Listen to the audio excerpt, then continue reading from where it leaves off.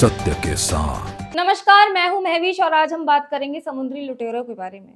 जब भी समुद्री लुटेरों की बात होती है तो दिमाग में सबसे पहले जो छवि आती है वो हॉलीवुड की फिल्मी डकैत जैक स्पैरो की आती है, जो कैरिबियन पायरेट्स फिल्म में समुद्री डकैत की भूमिका का नाम है। मगर क्या आप जानते हैं कि असलियत में सबसे ताकतवर समुद्री डकैत एक महिला थी, जिसका नाम सुनकर ही दक्षिण चीन सागर में सफर करने वाले लोग खौफ में रहते थे।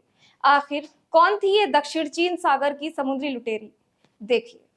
दुनिया में सबसे ताकतवर समुद्री डाकू ज़ेंग ये सो को समुद्री लुटेरों की दुनिया की रानी कहा जाता है।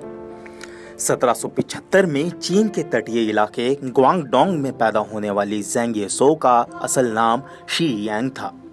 कहा जाता है कि वो जब बड़ी हो रही थी, ग्वांगडोंग में रहने वाले कई परिवारों की आर्थिक स्थिति सही न थी।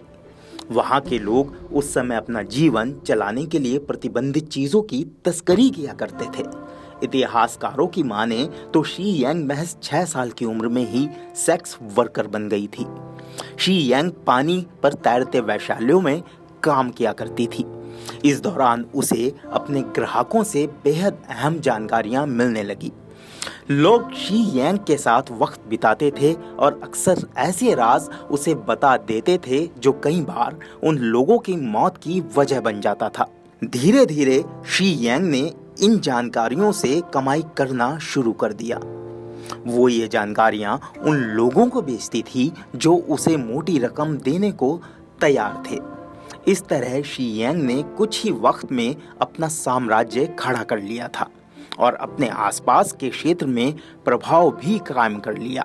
अपने एक आक्रमण के दौरान झेंग यी नाम के समुद्री लुटेरे की मुलाकात शी यांग से हुई और दोनों को प्यार हो गया।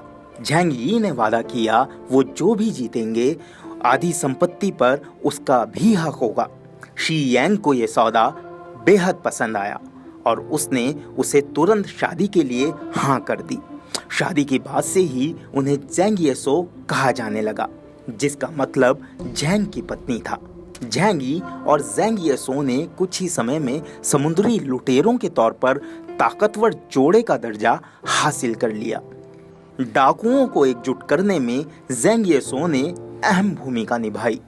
उन्होंने डाकुओं के नेताओं से बातचीत की। सेक्स वर्कर के काम के दौरान के संबंधों ने भी उनकी बहुत मदद की। साल 1807 में झेंग यी की मौत हो गई, जिसके बाद असल मायनों में ज़ेंग ये सो की ताकत और बढ़ती गई। ज़ेंग ये सो की ताकत से समुद्री लुटेरे तो दहशत में थे ही, यहाँ तक कि चीनी सरकार भी परेशान हो गई थी, जिसके चलते चीनी सरकार ने ब्रिटेन और पुर्तगाली नौसेनाओं से मदद मांगी। देखिए। साल 1809 तक ज़ेंग ये सो इतनी ताकतवर हो गई कि उसकी सैन्य और आर्थिक शक्ति से चीनी सरकार भी परेशान रहने लगी। यहाँ तक कि समुद्री लुटेरों की समस्या के निदान के लिए चीनी सरकार ने ब्रिटेन और पुर्तगाली नौसेनाओं से मदद मांगी थी। इसके बाद नौसेनाओं और समुद्री लुटेरों के बीच कई युद्ध हुए, जिनमें समुद्री लुटेरों ने ही जीत हासिल की। लेकिन 1810 तक ज़ेंग ये सो और उनकी टीम ने सरकार के साथ समझौता कर लिया, जिसके एवज में सरकार उन्हें मोटी पेंशन देने के लिए तैयार हुई। ज़ेंग ये सो ने इसके बाद क्या किया, इसके बारे में ज्यादा जानकारी उपलब्ध नहीं है। हालांकि इतना जरूर पता है कि चांगपाओ की मौत के बाद वह ग्वांगडोंग वापस चली गई थी और उनकी मौत 69 साल की उम्र में किसी बीमारी के चलते हुई।